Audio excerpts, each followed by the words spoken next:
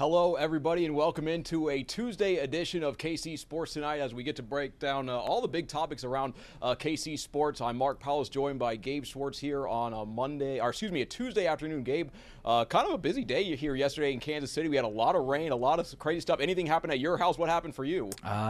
Nothing too bad. We did have, or at least my parents had, a tree down into the fence that aligns their yard and their neighbors, but luckily it fell in the opposite direction of the house, so very good news, and glad that the Royals were not in town because they were able to get a game in, being out in San Francisco instead. Yeah, they were. Yeah, a lot of rain yesterday, but glad the Royals were out of town. 5 topics to talk about today. 3 of them with the Royals, talking about are they on another roller coaster? Who's the ace? Who is the most high leverage reliever, the reliever you'd like to see in that spot the most? Olympic flag football, with the NFL saying those players are allowed to play in the 2028 Olympics, so that's going to be pretty cool. And also the KC Current had 3 players called up to the U.S. Women's National Team, but we're going to start our conversation today with the Kansas City Royals last night going on the road, taking on the San Francisco Giants. San Francisco, one of a good team in the National League, a team that the Royals were going to have to win games on the road against. The Royals not really good away from home. They go out there. Chris Bubich, a Bay Area native, a Stanford alum, through 7 shutout innings, ended up picking up the win, or no decision in that one? He got the win. He got the win. He definitely deserved it.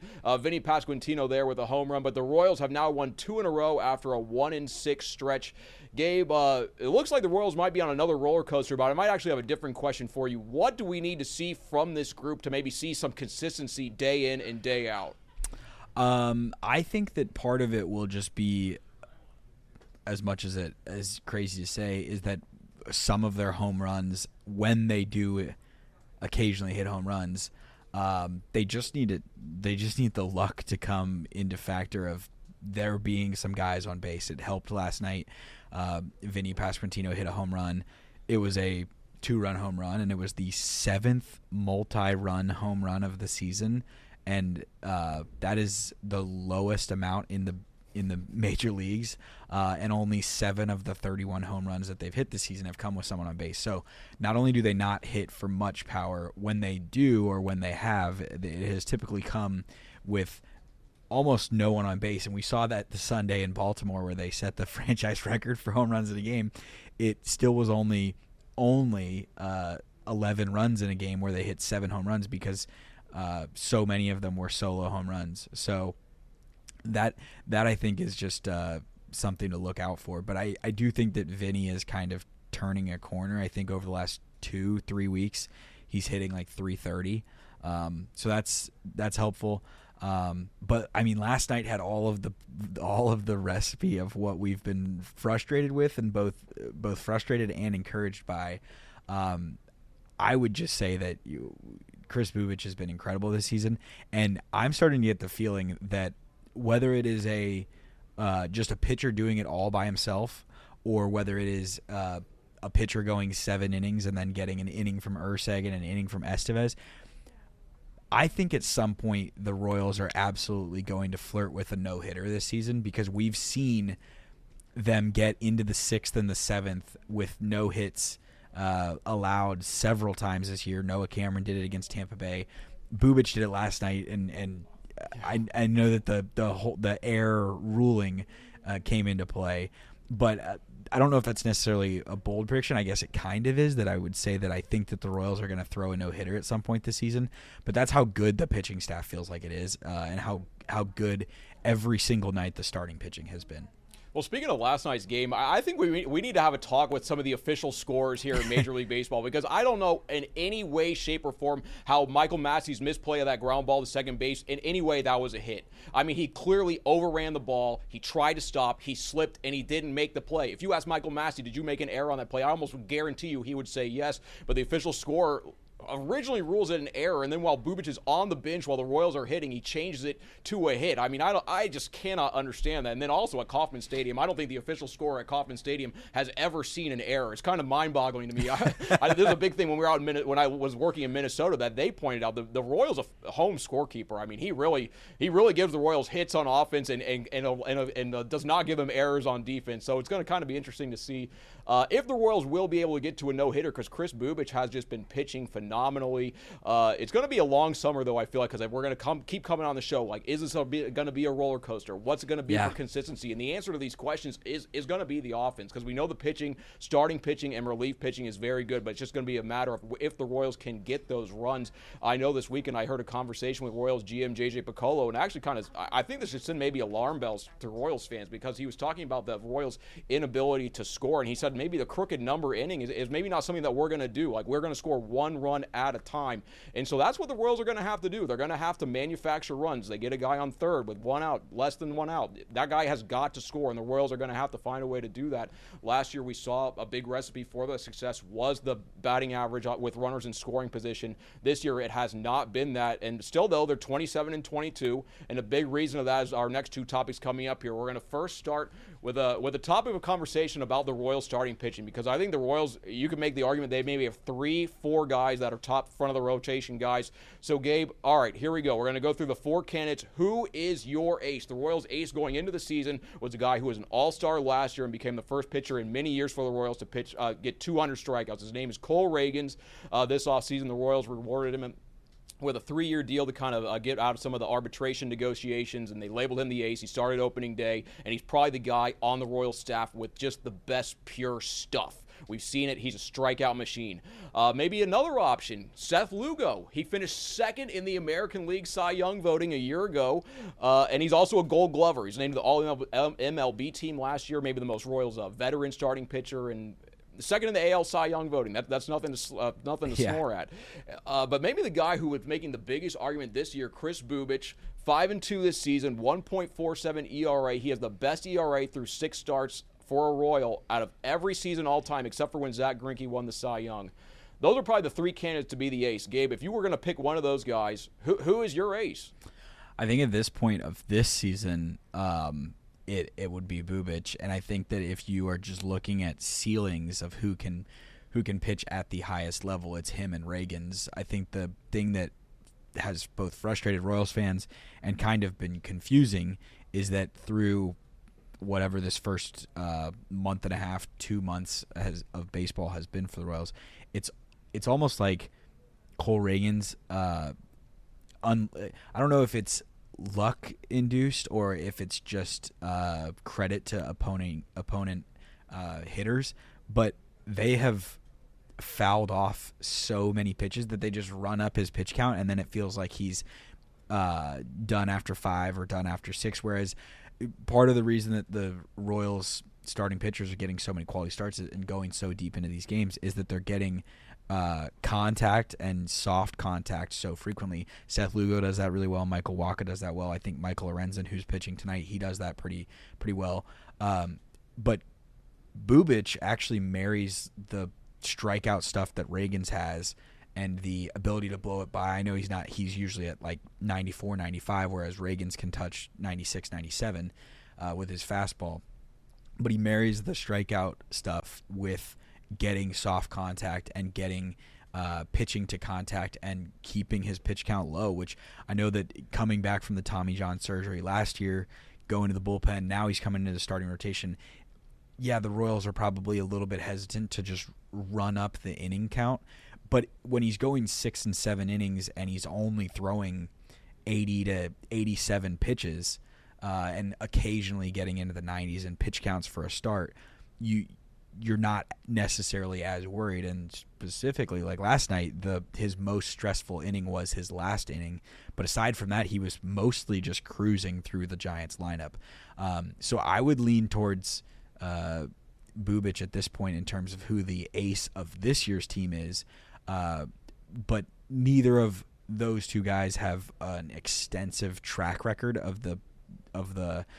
showing it, and so for that reason, I would lean more toward Reagans overall, and I think that hopefully the IL stint that he's on currently is going to set him up to come back, feel rested, feel rejuvenated, and kind of hit his stride actually later this summer, because clearly May was not an ideal month for him physically.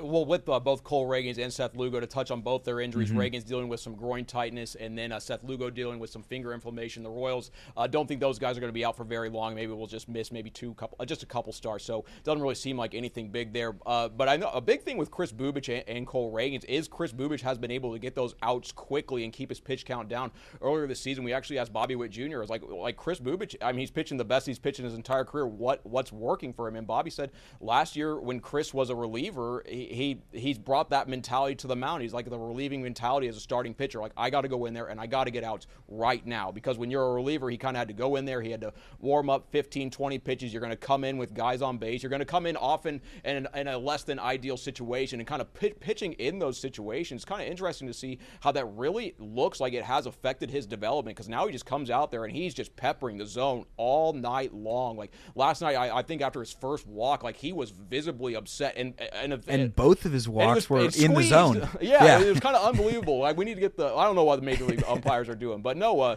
Chris Bubich is in there throwing strikes, and his stuff is good enough to get people out, and it's been very cool to see him kind of blossom into the pitcher that he is. So I think if the Royals' hypothetical situation, if it was Game 7 of the World Series tomorrow, I don't know if there's any. You'd have to send out Chris Bubich. I know maybe Cole Reagans has the best stuff. He can blow you away. But Bubich, the way he's pitching right now with the deception and also with the confidence that he's pitching with on the mound, I would have to say that he's your ace. But then another guy that we haven't even talked about in this conversation is another veteran, a guy that Cole Reagans really looks up to, is Michael Wacha. I mean, Michael Wacha has pitched exceptionally this year. I think his ERA is below 3, 2.86 this year. So the Royals have 4 guys. Gabe, I feel like all 4 of these guys are front of the rotation starters. What do you think? Yeah, I just think that if they do get to the postseason, they're going to be in a spot where they have a serious debate on. Usually, you shorten your rotation, you send somebody to the bullpen, you move guys around, and I think that they're kind of in the same spot where they were in last year. If anything, it's a tougher debate because I think Chris Bubich has shown a propensity to be more productive as a starter and more reliable. More of his starts have been consistent regardless of competition, regardless of who he's faced, than Brady Singer was giving you when he was the 4th starter last year, where Brady Singer was having some really, really good starts. He was incredible against the White Sox several times. He was really good against the Twins several times. Good against righties. But he was, and he was good against righties, but he was not necessarily extremely effective against some of the better teams in the league. And so in the playoffs, he wasn't somebody who you were begging to go run out there and start, whereas the other starters you were. And so now I think that they're kind of deeper in the rotation, and that's pretty impressive. But I think that last night was one of, if not the most impressive starts of the season for Bubich, given the level of competition, given sometimes baseball is one of those sports where trying harder doesn't necessarily work better for you, and he was at home, near where he went to college, near where he went to high school. You got to think extra family in town and all those kinds of things. And he still went out and performed super well. And I think that's incredibly impressive. It absolutely was. I mean, Chris Bubich, there's nothing else to say. Like, he has been phenomenal. But one guy I think that actually merits, I don't know who he's going to take starts away from it. I guess it would have to be Michael Lorenzen. But Noah Cameron, I mean, 2 starts, he's gone up here and he's been phenomenal. I think he was the only pitcher in MLB history. There have been a lot of pitchers in MLB history, but Noah Cameron is the only one to start his career with 2 starts of 6.1 innings and 2 hits or less. I mean, no one else, Clayton Kershaw didn't do that. Cy Young didn't do that. Nolan Ryan didn't do that. Noah Cameron did that. St. Joe native, shout out to him. I think he's really shown that he's deserving of more opportunities. Maybe that could come in the bullpen, which leads us right into our next topic of conversation. The Royals have one of the best bullpens in all of baseball, but specifically they have 2 of the best late-inning, high-leverage relievers in the entire game in Lucas Erceg and Carlos Estevez. So far this year, Estevez, they signed him in the offseason late in the year. They thought this was a big addition to the team, and the one signing that they could make that was within their price range that would have the most impact on winning. So they signed him. He's been the closer. I think this year it's 14 saves, second most in baseball. And then last year, obviously acquiring Lucas Erceg, one of the best high leverage relievers in all of baseball. And I think this year a .44 ERA. I mean, he's lights out Lucas Erceg. He literally is lights out. Yep. Gabe, my question here for you. So Estevez has a little bit of a higher ERA, but he also has to pitch in the 9th inning with the pressure of closing the game. I know a lot of sabermetrics people that they don't believe in that, but there is real pressure in closing out the game. That's why these teams pay money for closers. they're not doing this for no reason. Would you rather have you need one out in the World Series? Who are we getting? Who are you calling? Estevez or Urseg out of that pen? I would lean toward Urseg. I think that not only does he strike people out at a higher rate, he's also walking people at a lower rate.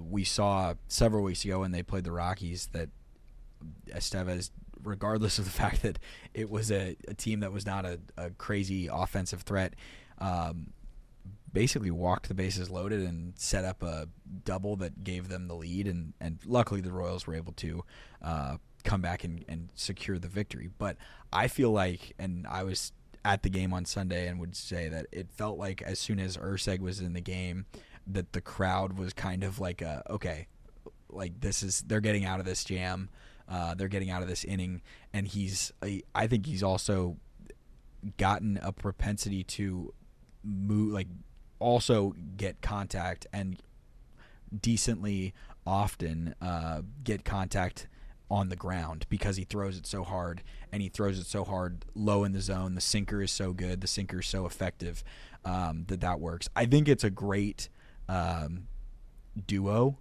but it kind of feels a little bit like 2014 where maybe they're looking for who the seventh inning guy is because the eighth and the ninth is so locked down, but it almost feels like Ursig is more effective than Estevez, even though Estevez is the closer, and that's what Wade Davis and Greg Holland was in 2014, and then Wade, of course, moved into the closer role. But I think that of all the things that you're going to look back on, the trade for Lucas Ursig, with given how many years of club control he had when they made the acquisition with the Athletics last season, is one of the best deals that J.J. Piccolo has made in his time in Kansas City, because he is I would argue he's the most valuable arm that is not a starting pitcher, and he's probably the most valuable arm outside of that top four that we were talking about. And given what we've seen from a Noah Cameron and what we've seen in that regard, and other options that they have in starting pitching when Seth Lugo doesn't make a start or Cole Reagans doesn't make a start, I think you can certainly make an argument that Ursig is more valuable than some of the starters, just because he provides a role that not a lot of guys can do. And we saw how bad the bullpen was last year when they didn't have the go-to, no doubt about it, reliever, and that's what he's turned into. I think you hit the nail on the head. Like with the last two innings, the Royals know that they have two of the best pitchers in all of baseball, so maybe they are kind of looking for that guy to finish the seventh where they really can shorten the games. But I really like the point that you made about J.J. Piccolo making that trade, because it really seems like Piccolo's biggest strength, and this was a strength of Dayton Moore, is finding pitching, finding these pitchers. I mean, the trade for Cole Reagans, that was a guy that's a big trade for the Royals also, and getting Lucas Ursig. These are two guys, they had to trade to acquire. They had to trade the pieces to get them. They're here in Kansas City, and I think their previous teams might actually want to have these trades back because of how they've turned out for the Royals. So very interesting topic there to see kind of what happens. But the Royals, two very good relievers. We'll kind of see what happens the rest of the way, but they've been pitching extremely well. The sixth best bullpen ERA in all of baseball. All right, we have two more topics here. A very kind of fun and interesting one here today. The NFL announced that it's going to allow its players to compete in the 2028 Olympics, when flag football is going to be an Olympic sport. This seems like another way to just add a great gold medal to the U.S. tally. Gabe, is the world ever going to catch up to the USA in football? Like who could be a challenger to USA in this sport? If it was true American football, no flags, I think that the U.S. would run things for almost ever, I would argue. Given that it's flag football, given that it's 5-on-5, and that it is only 10 players involved, maybe that levels the playing field a little bit. And you can certainly make the case that because these NFL guys are not going to be necessarily super accustomed to playing flag football, there's similar debates about the playing style, and it's similar to in the Summer Olympics. I guess this will also be the Summer Olympics, but in the Olympics, they have 3-on-3 basketball. And 3-on-3 basketball, the U.S. did not medal in 2024 and was playing guys like Jimmer Fredette rather than any of these NBA guys. And so it's different than normal basketball, and flag football will be different than normal American football. But I think that there's a clear leg up given in my very brief research of the individuals who play flag football at a high level at the moment. They don't appear to be the same level of athlete as an NFL player, and thus I think that they would have a leg up. They've said that the American National Football Federation or whatever it is going to have tryouts. We'll see. I know that some of the American quarterback who was super defensive about thinking he was more qualified than Patrick Mahomes when it was spoken about at one point last goes season. Up there. That's like with the flat earthers. Like that take is out there. He's like, I think that I'm better than Mahomes, and he's going to have to prove it. Okay, I would even make the case as big of a Kansas City person as I am that you could, like, even if Patrick Mahomes wants to play in the Olympics, if someone like Lamar Jackson is going to want to play in the Olympics, he is probably going to be a little more elusive as a quarterback in a format where there are no blockers. And I'm sure that I don't necessarily remember the rules, but I think it's a couple seconds that you get, and then the rushers are allowed to come. And so as a quarterback in a 5-on-5 spot, you do kind of have to buy some time. So I'm interested to see what the roster looks like. I'm very excited that the NFL owners were like, yeah, let's go. But also, if this is happening in August, that's right in the middle of preseason. So it'll be interesting to see who teams allow to go do this. Yeah, I think that's a tremendous question. I forgot about the fact that obviously it is a Summer Olympic, which is in that time frame, which is kind of prohibitive for the NFL players to compete. But I was trying to think of maybe some hypothetical matchups. Like if you see like Lamar Jackson and Justin Jefferson, like they're lined up against like Hungary or Italy. Like, can you just imagine? Like it's just like this is come on. Like, Travis Hunter plays both ways. He feels like a guy who could be involved. Tyreek Hill has said that he wants to play. It'll be interesting. Tyreek Hill, that would be a sight to see. The rosters are just so small that you need guys who are going to be willing to play both ways, which makes you think it's going to be a super wide receiver, cornerback heavy group. Well, it's flag football. If the United States does not come back with a Failure. gold medal in American football, we're going to have to go back to the drawing board. We're going to have to send Mahomes in 2032 if we don't win in 2028. All right, we got one more topic here to talk about here to close out our conversation today, and it has to do with the KC Current, who just continue to put Kansas City on the map for just a multitude of good reasons. Today, they had 3 players called up to the U.S. Women's National Team for a pair of friendlies, one against China, one against Jamaica. It's Claire Hutton, Michelle Cooper, and for the very first time, which is actually a little bit of a surprise to me, is Lo LaBonta, because she's the captain of the KC Current. I believe she's played every minute for the team this season. She's elite at penalties. But an interesting tidbit is that LaBonta, I think she's 31 or 32 years old, that if she makes her debut in either of those games, will become the oldest debutante for any woman in history on the U.S. Women's National Team. Gabe, how cool is that kind of factor? And then again, like the Current, what else can we say about them? They're a good team, and they just do the right things. Yeah, it's almost shocking to be at that point and to have never participated in an international appearance in that regard. The spots are open for several reasons, but among them are the pregnancies of several of the players who were on the last Olympic team, on the last World Cup team. But I guess that kind of just is a testament to how deep the American women's soccer pool is as well, that there are several really incredible players for the Current who have really not gotten a shot for the American national team at this point because there's such a core group.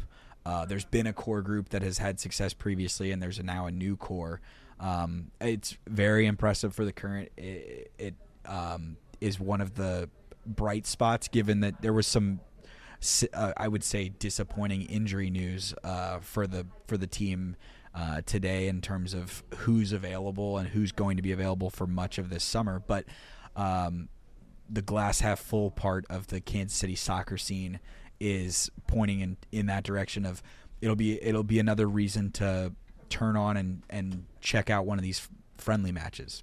Well, on those injuries, Gabe, just correct me if I'm wrong here, but it's Alana Cook. It looks like she's dealing with a long-term injury. Dabinia, looks like it doesn't, not a long-term injury, but she's going to be out, I believe, for a stretch. Good news, though, Michelle Cooper has missed a couple of games. She's going to work her way back in. I think she's expected to play some minutes in the Currents' next match, and then if she's called up to the national team, obviously they expect her to possibly be a contributor. But just as you're saying it looks like there could be kind of a new crop of faces coming here with the U.S. women's national team, and I really think Michelle Cooper could be one of the future faces of the team. We already know she's one of the fastest players in the league. She has an incredible boot. She can really kick the ball. She's an unbelievable player. Vlatko does a lot of things trying to get her involved in their attack, and she has a storied history with the national team coming up through her young career. So kind of cool to see what's going on there. Lola Bonta, we're cheering for you. You're obviously an incredible on those penalties. So there could potentially be a role that she could thrive in for the national team if they are in need of someone who is very good at penalties, because we know that she is very good at that.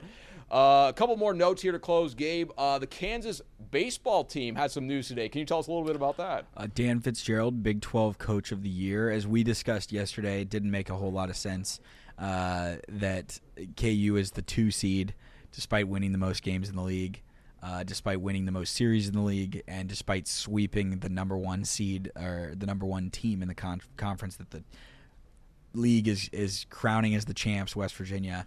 KU baseball in their press release made that very well known that they were the only team in the conference to reach 20 victories. Very cool for Dan Fitzgerald. Story on the line, there's several other players who got honors for their level of play, and they get started on Thursday down in Arlington for the postseason. Yeah, KU, the 2 seed there in that Big 12 tournament. They're trying to become one of the 16 teams to host. They know they need to be very successful down there at the Big 12 tournament. But a shout out there to Coach Fitzgerald. 3 years in, he set a program record for most wins in conference. He's clearly doing the right things, built it with a veteran group, a lot of JUCO guys. But that's how he's winning at Kansas, and that's how you get the job done. So shout out to him. And then one more note to close. The Mavs, your KC Mavericks, are taking on the Toledo Walleye tonight in Game 3 of the ECHL Western Conference Finals. Now, Toledo's kind of considered the gold standard of the ECHL. They are a long and storied franchise in that league. This is their 5th straight year in the ECHL Western Conference Finals. They came to Kansas City and stole. They did more than steal home ice. They won the first 2 games of that series, so it's not a must-win for the Mavericks tonight, but down 0-2, this is about as close to a must-win. Yeah, it's a can't lose. There you go, because if you're down 0-3, I mean, it's just the fat lady singing. It's almost over. You got to look out. So Tato he's a master motivator of men. He's great at dealing with relationships, and he also has a great eye for talent. That's why the Mavericks have gotten to where they are, because they really have assembled a good team out there. So that puck drop is 6:15. We'll have a recap of that coming up tonight at 10 p.m. But Gabe, anything else we miss? Royals tonight, 8:45. Yeah, there we go. Hopefully they can make it 3 wins in a row, 2 straight against the Giants before the series finale tomorrow. I think that's a day game. So that's all we have here on KC Sports Tonight on this Tuesday night. Have a good one, and thanks for joining, guys.